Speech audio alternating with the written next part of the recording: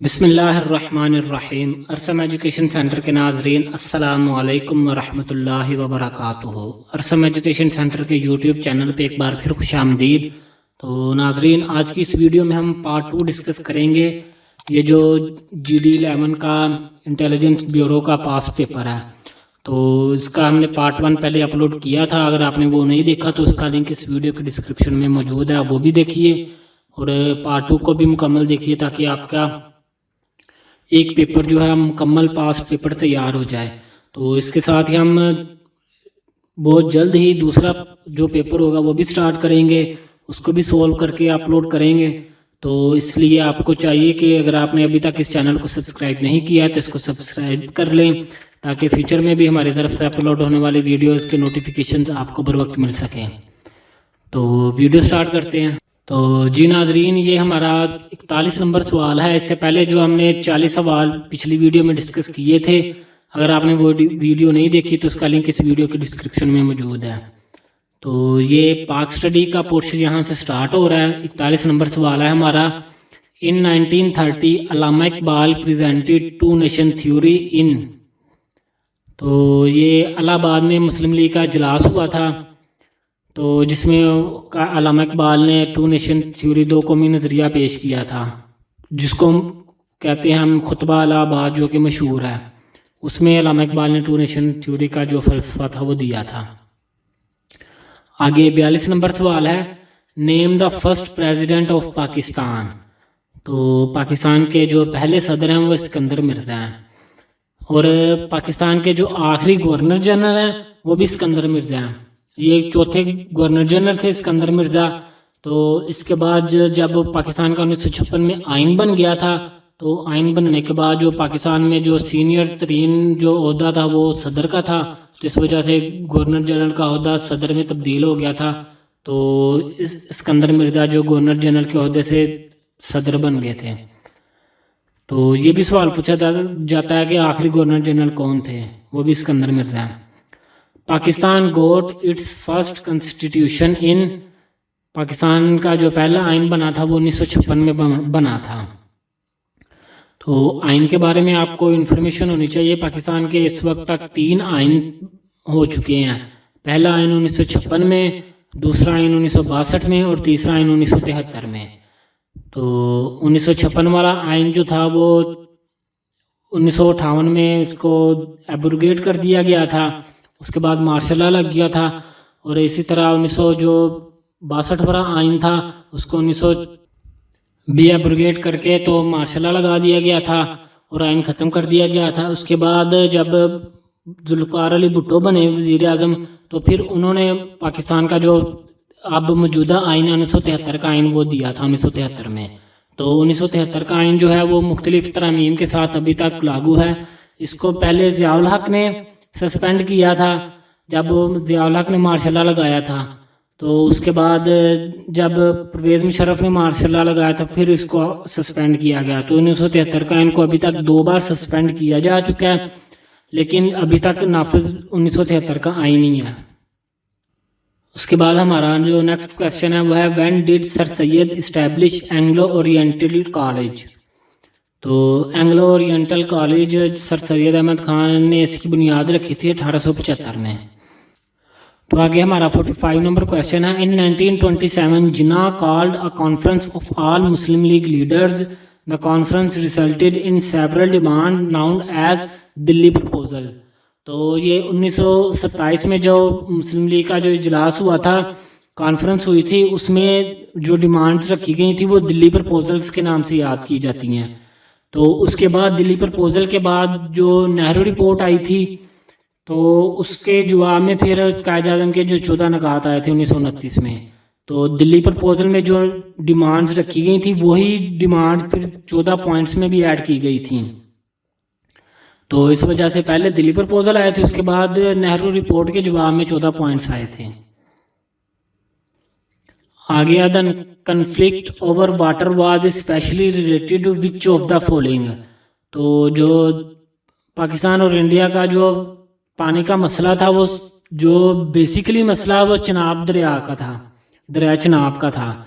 उसके बाद ये मसला बढ़ता गया और जिसके बाद फिर 1960 में सिंध ताश मुआहदा अमल में आया था, जिसके तहत 3 दरिया पाकिस्तान के हिस्से में आए थे और 3 दरिया इंडिया के हिस्से में आए थे। जो पाकिस्तान के हिस्से में आए थे वो सिंध, झेलम और चनाब थे, और जो इंडिया के हिस्से में आए थे वो रावी, सतलुज और ब्यास, ये 3 दरिया इंडिया के हिस्से में आए थे। तो इस तरह ये सिंध ताश मुआहदा अभी तक वो है नाफिजुल अमल है। आगे नेक्स्ट क्वेश्चन है, who was the third governor general of Pakistan. तो तीसरे गवर्नर जनरल गुलाम मोहम्मद हैं। पहले गवर्नर जनरल जो थे वो कायद आज़म थे, दूसरे गवर्नर जनरल ख्वाजा नाजमुद्दीन, तीसरे गुलाम मोहम्मद और चौथे सिकंदर मिर्ज़ा। ये आप तरतीब से याद रखिए, तरतीब से भी पूछ लेते हैं। Which is the most populated city of Sindh. Most populated city Karachi है, कराची की सबसे ज़्यादा आबादी, और पाकिस्तान की भी, अगर वो पाकिस्तान की पूछे तो पाकिस्तान की भी पॉपुलेटेड सिटी कराची है। Pakistan received only dash industrial units out of 921 units in United India. तो जब बरसगीर की तकसीम हुई थी तो उस वक्त पाकिस्तान के हिस्से में सिर्फ 34 कारखाने आए थे, टोटल 921 थे, जो उन्होंने 2 नंबरी करके, धांधली करके, ये जैसे भी उन्होंने पाकिस्तान को सिर्फ 34 कारखाने दिए थे। आगे, in mountainous areas of Pakistan people make their living through agriculture and tourism. कि पाकिस्तान के पहाड़ी इलाकों में टूरिज्म से लोग कमाते हैं और दूसरा जो उनका ज़रिया होता है वो एग्रीकल्चर ज़राअत होती है। तो आगे इस्लामियात का पोर्शन हमारा स्टार्ट हो गया है। इस्लामियात के पोर्शन का जो पहला सवाल है वो द तस्बीह ऑफ सुबहान रब्बी अल अज़ीम इज़ रिसाइटेड इन रुकू। तो रुकू में सुबहान रब्बी अल अज़ीम पढ़ी जाती है और सजदे में सुबहान रब्बी अल आला पढ़ी जाती है। तो ये आपने फ़र्क भी याद रखना है और इन दोनों को याद रखना है, ये दोनों भी पूछ सकते हैं। Who was the first Khalifa of Islamic state. तो इस्लामिक स्टेट के जो पहले खलीफा थे वो हज़रत अबू बकर सिद्दीक थे, दूसरे हज़रत उमर, तीसरे हज़रत उस्मान और चौथे हज़रत अली रज़ी अल्लाह ताला अन्हु। तो आपने ये तरतीब से याद रखना है ताकि अगर वो पहला पूछे, दूसरा पूछे, तीसरा पूछे या आखिरी पूछे तो आपको तरतीब से याद हो। द लॉन्गेस्ट सूरा in the Holi Quran is सूरा अल बकरा। सबसे बड़ी सूरत सूरा अल बकरा है, छोटी सूरत सूरा कौसर है। तो सबसे बड़ी जो आयत है वो आयत अल कुर्सी है। सूरा अल बकरा की 286 आयात हैं, ये भी पूछा जाता है। आगे, ऑन विच प्लेस फर्स्ट वही वाज डिसेंडेड। तो पहली वही गारे हीरा में आई थी। आप सल्लल्लाहु अलैहि वसल्लम जब 40 साल की उम्र थी, और उसके बाद जो पहली वही में जो आयात आई थी वो सूरह अलग की पहली 5 आयात नाज़िल हुई थी। इन विच सूरा बिस्मिल्लाह हैज़ अकर्ड ट्वाइस। तो सूरा अल नमल है, ये ऑप्शन है इसकी, सूरा अल नमल जिसमें बिस्मिल्लाह 2 बार आई हुई है, और जो सूरा तौबा है उसमें बिस्मिल्लाह 1 बार भी नहीं आई, क्योंकि जो कुरान पाक की जो तमाम सूरतें हैं वो बिस्मिल्लाह से शुरू होती हैं। और सूरा नमल है, इसमें 2 बार बिस्मिल्लाह आई है, और सूरा तौबा है, इसमें 1 बार भी नहीं आई। आगे मैथमेटिक के जो सवाल वो स्टार्ट हो रहे हैं। उसमें जो पहला सवाल है, what is the smallest integer divisible by both 25 and 30। तो मैथमेटिक्स के जो स्टूडेंट्स हैं या आपको भी एक चीज़ें आनी चाहिए कि आपने इसमें से जो सबसे छोटा डिजिट वो देखना है जो कि 25 और 30 दोनों पे डिवाइड हो सकता है। तो ए ऑप्शन देखते हैं पहले। 60 है, 60 30 पे तो डिवाइड हो जाता है लेकिन 25 पे डिवाइड नहीं होता। 25 2 50 और 25 3 75। तो ये ए ऑप्शन ख़त्म हो गई। आगे बी ऑप्शन है 150। तो हम देखते हैं कि 30 को 5 से मल्टीप्लाई करें तो 150 बनता है। उसके बाद 25 को 6 से मल्टीप्लाई करें तो भी 150 बनता है। तो इसलिए बी ऑप्शन सही है। और वैसे ही अगर हम चेक करने के लिए आगे 120 को भी ट्राई कर लेते हैं। तो 30 को 4 से मल्टीप्लाई करेंगे तो 120 बनेगा, लेकिन 25 को 4 से मल्टीप्लाई करेंगे तो 100 बनेगा, और 5 से करेंगे तो ये 125 बन जाएगा। तो इस वजह से बी ऑप्शन सही आंसर है। ये सवाल आसान ही होते हैं, मैथमेटिक्स के बेसिक सवाल होते हैं जो आपने मैट्रिक लेवल तक पढ़े होते हैं मुख्तलिफ क्लासों में, 6वीं 7वीं 8वीं और 10वीं में। तो इसमें सिर्फ थोड़ा सा वो जो है IQ लेवल और जो बेसिक्स होती हैं वो आपने रिमाइंड करनी है, तो आपके जो मैथमेटिकल पोर्शन होगा वो इजीली हो जाएगा। आगे अगला सवाल है, a price of Rs 240 is divided between two persons. If one person receives rupees 180, then what is the difference between the amounts received by the two persons? तो 240 टोटल है, 2 में डिवाइड करना है। एक को 180 मिल गए हैं और दूसरे को जो मिलेंगे वो हम देख लेते हैं पहले। तो पहले को 180 मिल गए हैं, 240 में से 180 निकालेंगे तो ये तकरीबन बनेंगे 60 रुपीज़। तो एक को 180 मिलेंगे और दूसरे को 60 रुपीज़ मिलेंगे। और आगे उसने कहा हुआ है सवाल उसका ये है कि जो डिफरेंस है दोनों की अमाउंट्स में वो निकालना है। तो 180 माइनस 60 कर देंगे तो 120 आंसर आ जाएगा, ये सी ऑप्शन। ये भी बेसिकली प्लस माइनस का सवाल है IQ लेवल का, जिसमें आपको पता होना चाहिए कि इसको कैसे करना है। तो इसकी ये सी आंसर इसका 120 आ जाएगा। आगे find the radius of a circle whose circumference is 308 metre. तो हमने सर्कल का रेडियस फाइंड आउट करना है। इसका आपको फार्मूला याद होगा, 2πr इज इक्वल टू 308। तो ये फार्मूला लगेगा, इसको फार्मूला लगा के तो इसको अब जब आप सोल्व करेंगे तो ये 49 आ जाएगा इसका आंसर। 49 मीटर रेडियस होगा उसका सर्कल का। तो 2πr इसका फार्मूला है, आपने इसको देख लेना है। आगे अगला सवाल है सिंप्लीफाई। ये इक्वेशन दी हुई है, इसको सिंप्लीफाई करना है। तो इसको सोल्व करने का जो पहले तरीका होता है वो आपको पता होगा कि सबसे पहले हम बड़ी ब्रैकेट जिसको कहते हैं उसको सोल्व करेंगे। बड़ी ब्रैकेट के अंदर ये जो दो ब्रैकेट्स छोटी हैं इनको सोल्व करेंगे। इनको सोल्व करने से पहले ये जो माइनस है इसको हम ये ब्रैकेट ख़त्म करेंगे। 4x + 7 - 5x + 2 आ जाएगा। तो जब +2 आएगा तो +2 और +7 +9 हो जाएगा, और 4x - 5 - x हो जाएगा। तो 2x - 3 minus into bracket -x + 9 हो जाएगा।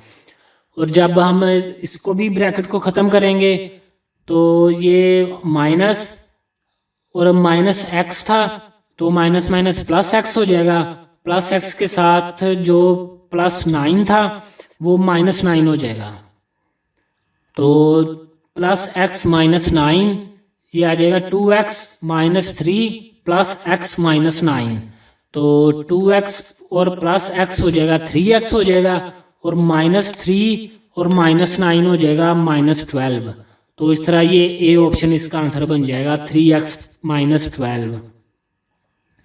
तो ये इसको ऐसे इस तरह से आपने सिंप्लीफाई करना है। आगे 60 क्वेश्चन है, a man spent 3/5 of his savings and was still left with ₹2000।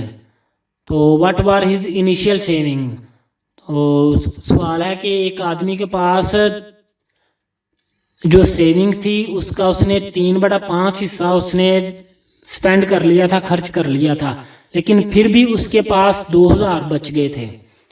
तो हम सवाल को देखते हैं। उसने कहा हुआ 3/5, तो उसके पास जो सेविंग के टोटल हिस्से थे वो 5 थे। 5 में से उसने 3 हिस्से जो थे वो स्पेंड कर लिए थे। तो टोटल 5 थे, 5 में से 3 उसने स्पेंड कर लिए थे और जो बाकी से बचे वो 2 बचे। और 2 हिस्सों को अगर हम 2000 को 2 पे डिवाइड करेंगे तो एक हिस्सा बनेगा 1000 रुपये का। तो इस तरह हम देख लेते हैं कि 1000 के 5 हिस्से करें, 5 से मल्टीप्लाई करें तो 5 हिस्से बनते हैं, तो ये टोटल 5000 बन जाएंगे। तो ये आंसर हमारा बी हो जाएगा, B option is right answer. आगे अगला 61 क्वेश्चन है, the chemical formula of gold. तो गोल्ड का जो केमिकल फार्मूला होता है वो AU है, सी ऑप्शन राइट आंसर है इसका। आगे Durand line which divides the borders of Pakistan and Afghanistan is long is. तो ये पुराना सवाल है चूंकि, तो इसमें पहले ऑप्शंस आती थी 2282, 2262, 2252। 252 सही ऑप्शन होती थी। तो लेकिन जो अब रिसेंटली दोबारा इसको मेजर किया गया तो ये 2640 किलोमीटर बनता है। जब ये बाड़ लगाई है ना आर्मी ने, तो बाड़ लगाने के बाद इसकी दोबारा मेजरमेंट हुई है तो ये 2640 किलोमीटर बनता है। तो इस वजह से ये ड्यूरल लाइन की कुल लंबाई 2640 है, ये अपडेटेड है, ये आप देख लीजिएगा। आगे है, which of the following country has hit by mother of all bombs in April 2017। तो 2017 में अफगानिस्तान में ये एटम बम गिराया गया था, जिसको अमेरिका ने कहा था कि ये मदर ऑफ ऑल बॉम्ब्स है। अमेरिका की तरफ से हिट किया गया था अफगानिस्तान में। आगे 64 नंबर क्वेश्चन है, people of Turkey voted for dash in referendum in April 2017। तो 2017 में जो लोग थे उन्होंने प्रेसिडेंशियल फॉर्म ऑफ गवर्नमेंट के हक में उन्होंने वोट दिया था। आपको पता होगा सबको, वहाँ वो बगावत हुई थी आर्मी की तरफ से, जिसको उन्होंने, जो पब्लिक थी उन्होंने नाकाम बनाया था। तो उसके बाद रेफरेंडम हुआ था, रेफरेंडम में फिर पब्लिक ने प्रेसिडेंशियल फॉर्म ऑफ गवर्नमेंट में के हक में उन्होंने वोटिंग दी थी, जिसकी वजह से तैयब उर्दगान आज तक सदर हैं। आगे, the person who inhale smoke of cigarette indirectly is known as passive smoker. ये पैसिव स्मोकर की निशानी होती है कि वो जो सिगरेट का धुआं होता है वो डायरेक्टली नहीं इनहेल करता, वो आगे कोई फिल्टर वगैरह या कोई ऐसी चीज़ लगा के इस्तेमाल करता है तो इस वजह से उसको पैसिव स्मोकर कहते हैं। When moon seems to be getting big, then moon is called waxing moon। तो ये फुल मून कुछ कैंडिडेट्स लगा देते हैं, फुल मून नहीं है, वैक्सिंग है, क्योंकि उन्होंने सवाल में कहा हुआ है कि गेटिंग बिग, यानी कि अभी बड़ा हो रहा है। फुल मून तो तब आएगा ना जब उसका मैक्सिमम साइज हो जाएगा। तो लेकिन अभी गेटिंग बिग है तो इसका ये वैक्सिंग आएगा। और अगर वो आ रहा है गेटिंग स्मॉल है तो फिर वैनिंग आएगा, वैनिंग मून। ये आप देख लीजिए इनमें फ़र्क, ये वैनिंग मून भी पूछ सकते हैं। उसके बाद है, all those reactions which release heat are called exothermic reactions. तो एक्सोथर्मिक रिएक्शन हैं जो हीट को खारिज करते हैं, और एंडोथर्मिक रिएक्शन है जो हीट को अब्जॉर्ब करते हैं, जज़ब करते हैं। आगे है, when meteors enter in the earth it burns with light due to friction produce by rapid motion. तो ये इसका राइट आंसर है ऑप्शन सी। आगे 69 नंबर सवाल है हमारा, which of the following actions is involuntary.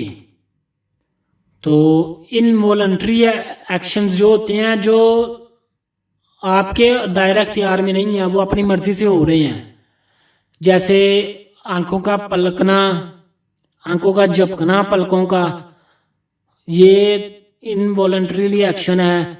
उसके बाद सांस लेना, आप सांस को मैक्सिमम रोक नहीं सकते, कोई 1 मिनट के लिए रोक लेगा, कोई 1.5 मिनट के लिए रोक लेगा, लेकिन फिर आखिर में सांस लेना ही पड़ेगा। तो इसके बाद जो है वो pumping of blood, blood circulation, ये भी आप रोक नहीं सकते, ये दायरा आपके दायरा इख्तियार में नहीं है। तो इस लिहाज से इसका ये डी आंसर है इसका, पंपिंग ऑफ ब्लड। क्योंकि वॉकिंग भी आप अपनी मर्जी से कर सकते हैं, जब चाहें करें, टॉकिंग भी आप अपनी मर्जी से कर सकते हैं, रनिंग भी अपनी मर्जी से कर सकते हैं। सिर्फ पंपिंग ऑफ ब्लड है जो आपकी मर्जी में नहीं है, ये आपके दायरा इख्तियार में नहीं है। तो इसकी डी ऑप्शन राइट आंसर है। आगे 70 क्वेश्चन है, dash is the path through which electric current passes. तो ये इलेक्ट्रिक सर्किट होता है, एक मुकम्मल सर्किट होता है, सर्किट से वो करंट पास होता है। अगर सर्किट में एक भी चीज़ मिस हो जाए या सर्किट ब्रेक हो जाए तो इलेक्ट्रिक करंट पास नहीं होता। आगे 72 नंबर क्वेश्चन है, dash is the smallest particle of matter. तो स्मॉलेस्ट पार्टिकल जो होता है वो एटम होता है। जो भी मैटर होता है वो एटम के छोटे छोटे पार्टिकल से बना होता है, जिसको हम एटम कहते हैं। तो ये इसका बी ऑप्शन राइट आंसर है। आगे ये ट्रांसलेशन है, people scare from the name of exams but I use to laugh on their scares. ये ट्रांसलेशन असल में आती है या उर्दू से इंग्लिश करनी होती है या इंग्लिश से उर्दू करनी होती है। तो ये जो पैराग्राफ है इसके लिए मैं अलग वीडियो बना दूंगा मुकम्मल जो एक्सप्लेनेशन के साथ है, ताकि आपको जो ट्रांसलेशन है उसके जो आपकी कन्फ्यूजन है, जो आपकी जो नर्वसनेस है वो आपकी दूर हो जाए। तो ट्रांसलेशन पे मैं अलग एक वीडियो बना दूंगा, आप वो वीडियो देख लीजिएगा और ताकि आपकी जो कन्फ्यूजन है वो दूर हो जाए। आगे वैसे हम देख लेते हैं, people scare from the name of exams. लोग इम्तिहान के नाम से डर जाते हैं, but I use to laugh on their scares, लेकिन मुझे उनके डर पे हंसी आती है। तो at the end what is exam, आखिर ये इम्तिहान क्या है। टू कंडीशंस आर देयर, दो सूरतें हैं, इधर फेल और पास, या फेल होंगे या पास होंगे। If did not qualify this year then better luck next year. अगर आप इस साल पास नहीं कर पाते तो आपको अगले साल के लिए वो हो जाएगा, इसको हम कह सकते हैं बेटर लक के आप विशेस दे देना किसी बंदे को, आपको कह देना, दुआ दे देना अगले साल के लिए। तो ये इसकी ट्रांसलेशन है, इस पे हम अलग वीडियो भी बना देंगे कंप्लीट, इसके साथ हम दूसरे पैराग्राफ्स भी लेंगे, तो ताकि आपकी जो ट्रांसलेशन की तैयारी है वो अच्छे तरीके से हो जाए। और जो लास्ट क्वेश्चन होता है पेपर में वो होता है ऐसे राइटिंग। ऐसे राइटिंग का टॉपिक कुछ भी आ सकता है, आपने जो टॉपिक है वो आपने ध्यान से सिलेक्ट करना है। ये नहीं करना कि अगर आसान सा टॉपिक है कि जैसे आप देख लें कि क्रिकेट पे आ जाता है, तो आपने ये नहीं देखना कि क्रिकेट का मुझे पता है तो मैं लिख लूँगा। आपने वो टॉपिक सिलेक्ट करना है जिसका आपके पास नॉलेज बहुत ज़्यादा है, अथेंटिक नॉलेज है। हो सकता है क्रिकेट का आपको शौक भी हो और आपके पास इंफॉर्मेशन भी हो, लेकिन आपके पास इंफॉर्मेशन वो हो सकती है कि पाकिस्तान जीत गया, पाकिस्तान हार गया, इंडिया जीत गया, इंडिया हार गया। ऐसी इंफॉर्मेशन ऐसे में नहीं होती। इंफॉर्मेशन आपने ऑथेंटिक और स्टैंडर्ड इंफॉर्मेशन लिखनी है जिससे पढ़ने वाले को मज़ा आए। तो आपने टॉपिक ऐसा सिलेक्ट करना है जिससे जो आपका जो नॉलेज है वो जाहिर हो। ऐसे का मतलब यही होता है कि आपके जो अंदर की फीलिंग्स हैं, आपकी जो सेल्फ राइटिंग है उसको जज किया जाए। तो आपने जो सेल्फ राइटिंग आपको अच्छे तरीके से आती है, आपने उस लिहाज से अपना टॉपिक जो है वो सिलेक्ट करना है। तो ये इस पेपर में आया था the powers and the responsibility of youth, कि जो नौजवान हैं उनकी जिम्मेदारियां और उनकी ताकत क्या है, उस पर मजमून लिखना है। ये 250 से 300 वर्ड का मजमून होता है, तो ये लिखा हुआ है और ये आप देख लीजिए। ये तकरीबन मैं चेक कर लेता हूँ, ये है 292 वर्ड्स का। ये देखिए 292 वर्ड्स शो हो रहा है, तो ये 292 वर्ड्स का है। तो उन्होंने 250 से 300 वर्ड्स का कहा था। 300 से ऊपर भी नहीं जाना चाहिए और 250 से नीचे भी नहीं आना चाहिए। 250 से 300 की ब्रैकेट में होना चाहिए आपका जो सवाल है, ऐसे है। तो ये आप देख लीजिए, ये था हमारा जो पेपर 1 था GD 11 का, वो हमने कंप्लीट सोल्व कर लिया। पार्ट 2 में पार्ट 1 भी इसका अपलोडेड है, जिसका लिंक इस वीडियो के डिस्क्रिप्शन में मौजूद है।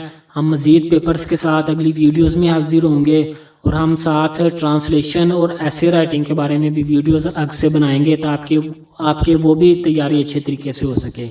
और आखिर से भी आपसे गुजारिश है कि अगर अभी तक आपने इस चैनल को सब्सक्राइब नहीं किया तो इसको सब्सक्राइब कर लें, ताकि फ्यूचर में भी हमारी तरफ से अपलोड होने वाली वीडियोस के नोटिफिकेशंस आपको बर वक्त मिल सकें।